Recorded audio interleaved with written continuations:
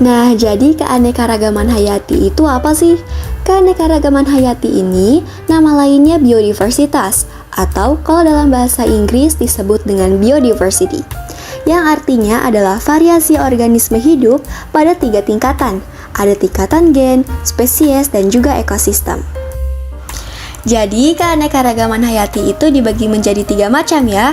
Ada yang gen, spesies atau jenis, dan juga ekosistem. Yang pertama, keanekaragaman gen. Yang dimaksud dengan keanekaragaman gen secara sederhana adalah variasi yang masih satu jenis atau satu spesies.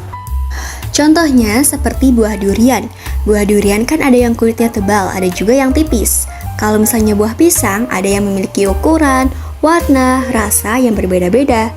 Jadi bisa kita sebut contoh-contoh keanekaragaman gen ini seperti jenis-jenisnya ya. Jadi kalau misalnya buah mangga, keanekaragaman gennya gimana?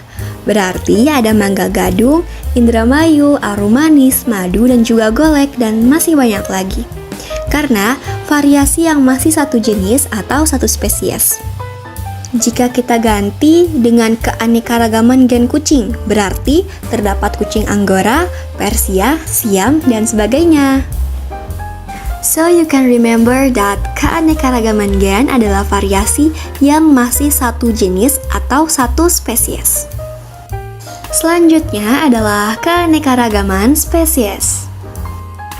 Keanekaragaman spesies ini terjadi dalam satu komunitas atau dalam suatu ekosistem atau satu wilayah yang berbeda jenisnya tetapi masih dalam satu famili. Jadi secara singkat atau secara sederhananya nih bisa dibilang kalau misalnya keanekaragaman spesies ini spesiesnya beda tapi masih satu famili. Contoh dari keanekaragaman spesies ini ada dari famili Felidae. Famili Felidae terdiri dari harimau, kucing, juga singa. Mereka masih satu famili tetapi beda spesies. Adapun contoh lain dari keanekaragaman spesies adalah famili Palmae. Famili Palmae terdiri dari kelapa, palem, siwalan, aren, dan juga lontar. The next we move to keanekaragaman ekosistem. So, keanekaragaman ekosistem itu apa sih? Jadi, pengertian dari ekosistem sendiri adalah hubungan timbal balik tak terpisahkan antara makhluk hidup dengan lingkungannya. Dan keanekaragaman ekosistem ini terbentuk karena spesies menyesuaikan diri dengan lingkungannya, kemudian terjadi hubungan yang saling memengaruhi antara satu spesies dengan spesies lainnya. Keanekaragaman ekosistem di suatu wilayah ditentukan oleh berbagai faktor, antara lain posisi tempat berdasarkan garis lintang, ketinggian tempat, iklim, cahaya matahari, kelembapan, suhu, dan juga kondisi tanah.